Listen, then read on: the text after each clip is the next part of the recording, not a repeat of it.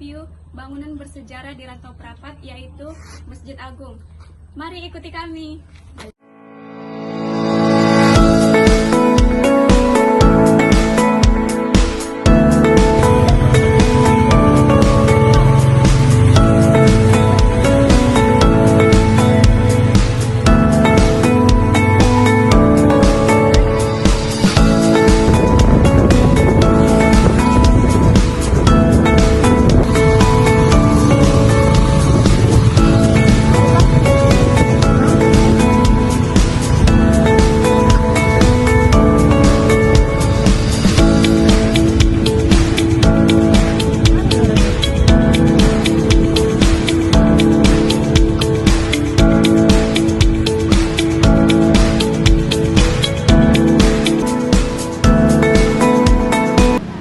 Baiklah, sekarang kami sudah berada di salah satu gedung bersejarah di Rantau Prapat, yaitu Masjid Agung Rantau Prapat. Masjid Agung Rantau Prapat yang dulunya bernama Masjid Raya Rantau Prapat ini merupakan salah satu situs sejarah Islam yang ada di Kabupaten Labuhan Batu dan merupakan salah satu situs sejarah Islam yang masih terjaga di Kota Rantau Prapat. Masjid ini dibangun pada tahun 1933 sampai dengan 1934, tepatnya pada masa Sultan Adil Bidar Alam Syah, yaitu Sultan Bidar Alam kelima. Kemudian bangunan asli masjid hanya berupa ruangan tidak terlalu luas. Oke teman-teman, kita sekarang melihat isi dalam Masjid Agung. Mari.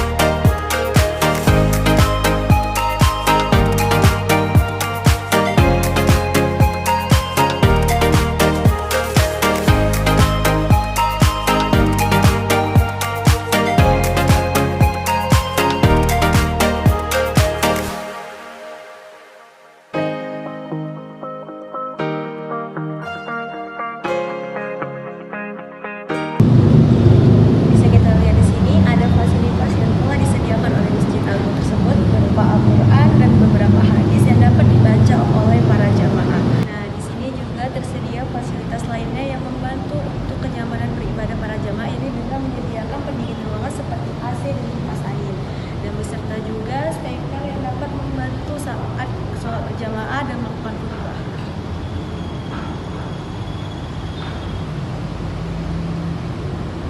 Di masjid ini juga menyediakan mukena untuk para akhwat yang tidak membawa mukena dalam perjalanan atau masih menjadi musafir untuk pergi ke tujuan yang ke tempat di mana masjid ini dapat disinggahi oleh para akhwat yang mungkin tidak membawa mukena.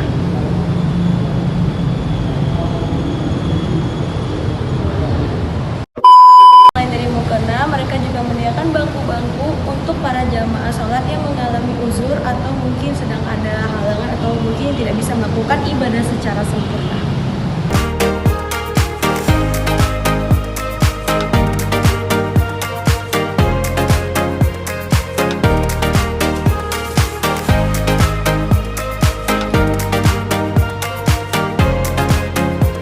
Nah, di sini juga terdapat tempat wudhu wanita yang sangat bersih dan nyaman.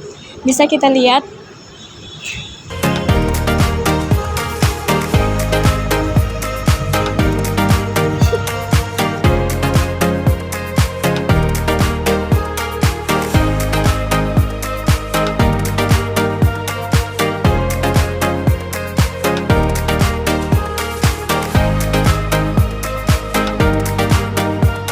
Ini adalah fasilitas tempat wudhu laki-laki.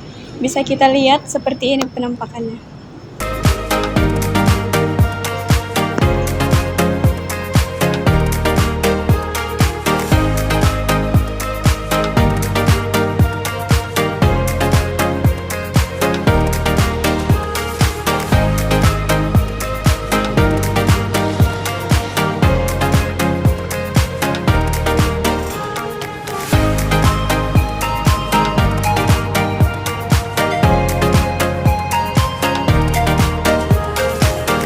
ini adalah bagian terpenting di mana kami sudah bertemu dengan salah satu pengurus atau BKM Masjid Agung Rantau Prapat.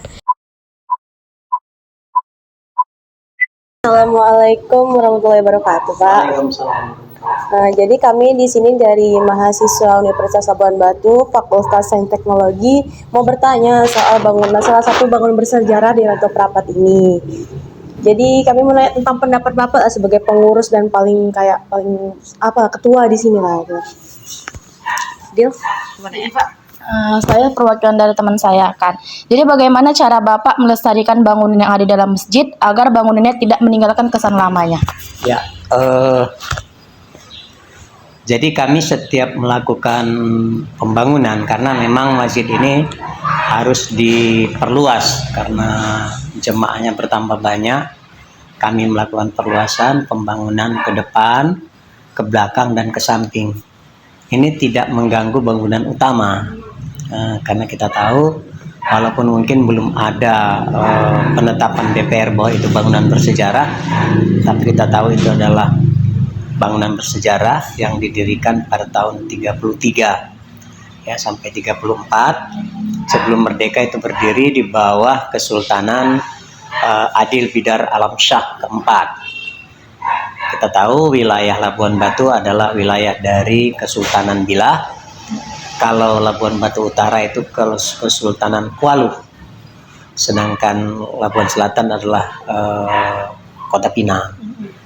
Jadi masjid identik itu peninggalan budaya Melayu, termasuk Masjid Agung ini adalah peninggalan dari suku Melayu karena dia sultan, sehingga selalu diidentikan bahwa Melayu itu identik dengan Islam. Nah, untuk menjaga ini agar tidak terganggu, kami tetap mempertahankan bangunan aslinya. Nanti kalian bisa lihat bagaimana bangunan aslinya. Kalau kalian ada 5 orang, kalian juga boleh naik ke menara. Kalian akan merasakan bagaimana goyangan angin. Tapi 5 orang ya, nggak boleh lebih. Pas, Pak. Boleh naik ke atas. Berarti nanti boleh ya, Pak? Boleh. Ya. Lagi? Berarti nanti bisa kita coba lah untuk melihat bangunan itu dari atas lah ya, Iya. Kak. Berarti kalau untuk dari bangunannya mungkin nggak ada yang diubah. Tapi kan Pak secara logikanya kan, kalau bangunan itu diubah, datarnya kan pasti atasnya bakal diubah juga. Tidak. Jadi ada ornamen-ornamen tertentu yang kita nggak bisa merubah itu. Kalaupun ada penambahan, nanti akan terlihat batasnya. Ini bangunan lama asli dan ini bangunan baru. Kecuali dinding, ini udah memanjat apa itu kan, keramik itu ke atas, paling sekedar itu. Berarti kalau untuk bangunan nggak ada lah ya, Pak? Nggak ada perubahan. Nah, jadi kalau bapaknya lah yang jadi pengurus, sudah berapa lama menjadi pengurus di Masjid Agung? Saya jadi pengurus lebih kurang 34 tahun. Masya Allah. Diawali dengan wakil sekretaris, jadi sekretaris, kemudian jadi ketua sekarang. Berarti ada tahapannya. Ya, Nggak langsung jadi ketua dipilih, nggak ya? ada pemilihan. Iya, maksudnya kan dari awal Bapak kan sebagai Wakil sekretaris iya. itu pertama SK-nya SK Bupati, kemudian wakil sekretaris jadi sekretaris, SK-nya berubah menjadi SK Kemenak, kemudian menjadi SK Kemenak lagi, dan pemilihan terakhir setelah ketua MUI tidak lagi mencalonkan di periode ketiga, saya yang terpilih. Ya udah lama juga berarti, kira-kira 34 tahun tadi ya Pak. Iyalah. Berarti itu tetap melakukan pemilihan ya Pak? Tetap setiap 5 Bukan tahun. berarti karena Bapak wakil sekretaris dinaikkan jadi sekretaris, Enggak, bukan ya? pemilihan. Itu periode pejabat kayak gitu kira-kira ada batas waktu Pak? 5 tahun. Oh 5 tahun. Jadi kalau 5 tahun kalau memang disenangi boleh dipilih lagi. Oh iya. Pokoknya dia kayak melakukan pemilihan lah berarti ya. Ya. Bukan karena dia wakil sekretaris dinaikkan jadi sekretaris dinaikkan wakil, enggak. Berarti kayak senang lah orang sama kita, jadi Bapak itu penjabat dipilih. Nah, untuk sebagiannya Pak kan. Bapak kan tadi sebagai pengurus. Ya. Apakah Bapak merasa diri Bapak itu orang yang bertanggung jawab karena dipilih? Oh ya. Karena kita di situ sebagai pengurus, kita juga sebagai donatur. Jadi apapun yang menjadi penghasilan itu dari kotak infak, haram bagi kita memakannya. Nah, kalau sekarang ini bagaimana dengan rapat-rapat panitia itu, dari mana uangnya gitu? Itu dari usaha kita. Usaha itu salah satunya kantin. Itu kan kita sewakan ya istilahnya. Dari situ kita bisa. Tapi kalau dari infak masyarakat itu khusus untuk kemakmuran masjid. Jadi untuk fasilitas di situ itu dari infak. Listrik segala macam itu dari infak. Jadi kayak tadi tuh yang dari bangunan-bangunan yang disewakan itu. Iya. Salah satunya yang berarti TK? TK harusnya kita punya gitu yang mengusahakan, tapi sudah terjadi kesalahan di awal dulu, itu oleh pengelolanya, bukan kita, tapi juga kita akan usahakan untuk kembali ke kita. Berarti awalnya itu punya Masjid Agung. Ya, kalau bangunannya Masjid Agung yang punya. Cuman kayak ada sengketa lah dibilang ya. Sengketa juga enggak sih, cuman Kesalahpahaman. Oh, kesalahpahaman. Karena keputusan itu mereka yang melaksanakan. Sejarah bagi Bapak lah yang paling berkesan selama Bapak menjabat sudah 34 tahun. Ya. Ini kan belum tentu juga kan, entah pun nanti naik gitu kan. Nah, sejarah paling berkesan Bapak lah. Sejarah paling berkesan baru selama saya inilah Masjid Agung dipimpin oleh orang yang non PNS. Nah, saya kan avokat ya, sama Rizda kalau di sana ya, Yusuf, Jenal. Saya bukan ASN, bukan PNS. Jadi baru saya lah jadi ketua yang nggak ada kaitannya dengan pemerintahan. Jadi sebelumnya ada. Kalau sebelumnya, kalau nggak KUA, itu biasanya KUA itu. Berarti merupakan kayak kesan baik Bapak lah ya jadinya ya. Ya itulah yang terkesan pokoknya. Iya, kesan terbaik lah ya. Jadi ke depan kita sudah ditawarkan bahwa masjid bukan urusan pemerintah. Masjid adalah urusan umat. Cuman pemerintah wajib untuk memperhatikannya. Iya, bisa. Bukan hanya karena dia memiliki jabatan di pemerintahan, bukan hanya itu bukan. Iya. Nah, seperti kita, biar kalian juga tahu bahwa anggaran masjid untuk kabupaten itu jatuhnya ke Masjid Raya sana. Masjid Raya dekat kantor bupati yang besar. Iya, bukan ke sini. Awalnya di sini, padahal ini yang disebut Masjid Agung. Jadi kalau kita sebut penamaan dari masjid-masjid, untuk pusat itu namanya Istiqlal, itu masjid nasional. Untuk provinsi itu namanya Masjid Raya.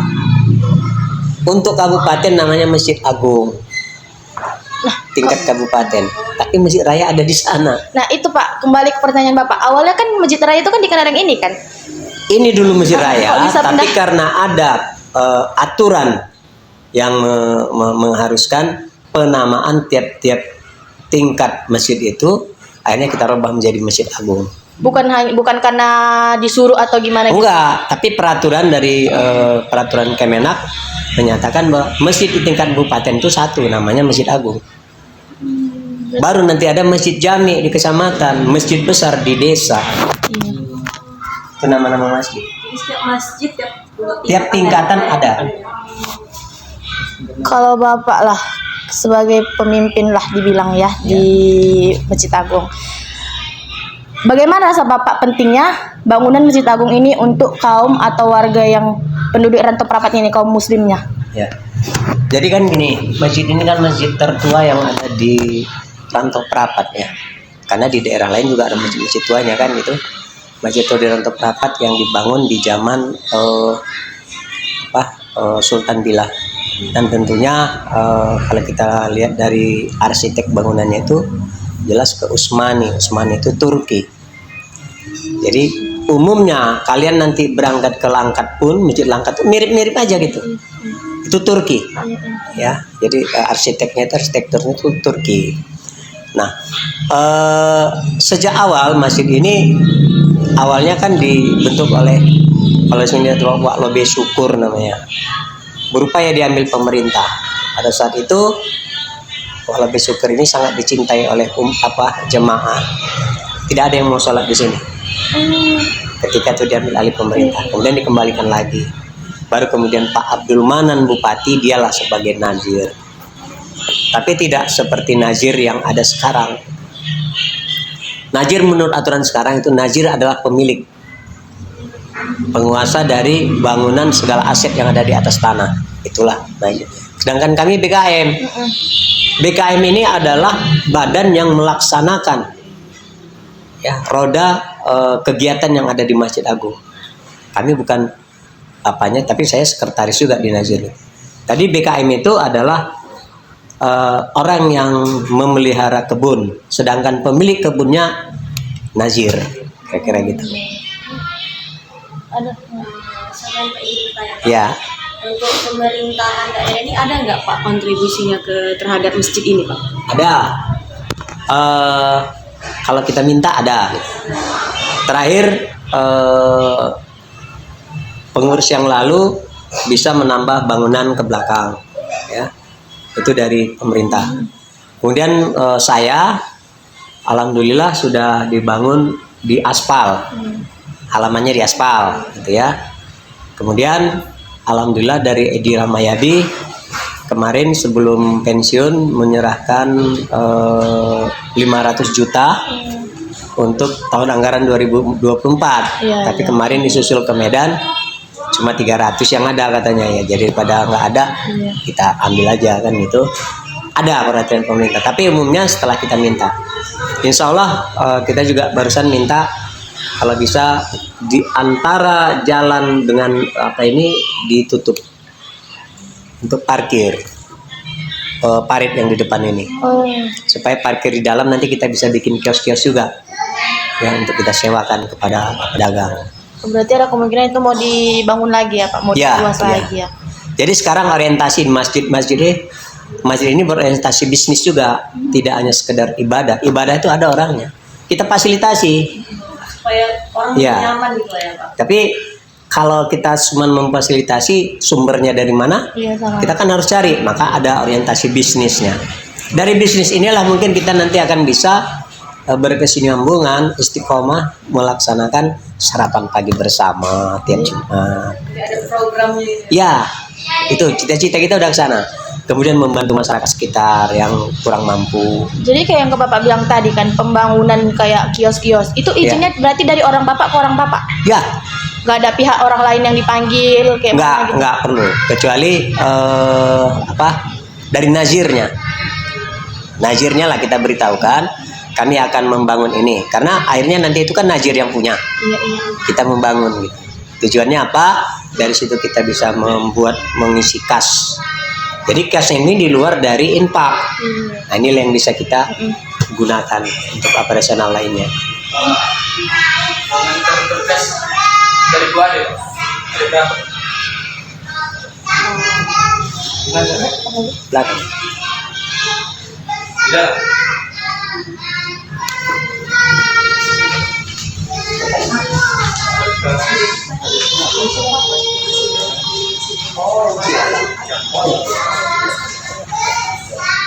Nanti kan kita-kitakan. Oke. Selesai panjang ini. Ini udah jam berapa, Dek? 11. Masih lama waktunya. Jadi Pak, ini kan kemarin ada kunjungan presiden kita kan, Bapak Joko Widodo kemarin. Ya. Nah itu termasuk hal yang berkesan nggak bagi Bapak? Karena masjid kita didatangi oleh pemimpin Indonesia. Oh ya. Itu sangat berkesan. Bukan karena apanya, karena jabatannya ya. Iya. Karena beliau presiden. Kebetulan saya pula yang menyambut. Nanti fotonya kasih pakai. Bisa sebagai Saya yang nyambut, saya yang melepas. Yang lain tidak boleh, karena semua dikawal oleh pas pampres ya. Bahkan orang pun sejak jam 11 itu udah nggak boleh masuk lagi kan. Nah itu sangat berkesan di kita. Cuman dia nggak ninggalin apa-apa, itu aja. nggak ada kasih kayak bikisan. Nggak ada, gitu ya. nggak ada. Untuk masyarakat aja dibagi-bagi kaos. Berarti Padahal Bapak masjid kan butuhnya ya kasih anggaran. nggak dapat kaos ya? Enggak. Bapak salah satu orang beruntung lah. Iya, langsung berpapasan. Itu salah satu. Ya sulit ya untuk bertemu presiden kecuali diundangkan gitu ya. Dia mau datang. Kebetulan presiden satu-satunya yang baru ke Labuan Batu beliau. Apalagi ke masjid ini gitu. Terpilih pula masjid kita. Jadi pemilihan masjidnya itu pemilihan gimana tadi? Yang memilih di sini itu pas pampres, bukan Pemda. Cuman mereka menunjukkan, dia lihat situasinya, mudah pengamanannya, masuk ke sini. Karena kan semua pagar. Kalau misalnya semua pagar, masjid raya di sana itu kan pagar juga Pak, lebih luas. Itu terlalu luas. Jadi mereka merasa nggak nyaman gitu jadi. Ya sulit untuk mengamankan masyarakat. Tahu lah orang kalau udah dekat, Pak Jokowi kan histeris sih. Terlepas dari apa salahnya kita nggak tahu lah. Pokoknya kan histeris kan, namanya presiden. Di sini aja pun gitu kan, pahami. Terus besok keluar, dia ambil kaos, dia bagi-bagi. Habis kan di istilahnya dia tuh mampir untuk sholat Jumat aja. Udah. Mungkin terima kasih Pak atas jawaban waktunya ya Pak, aku ganggu dengan pertanyaan kami yang mungkin kalau soal tak menguras suara dan suara Bapak. Kami ucapkan terima kasih banyak Pak. Kami izin undur diri, maaf sudah mengganggu Bapak dan terima kasih sebanyak-banyaknya sudah menjawab dan sudah menyambut kami dengan baik. Oke, terima kasih atas kehadirannya, kepercayaannya. Kalau ada kata-kata yang kurang, tanya lagi. Ya. Nanti setelah ini kita akan bergerak ke Masjid Agung. Kalian mau nyobain bagaimana goyangan Masjid Agung. Ya. Assalamualaikum warahmatullahi wabarakatuh.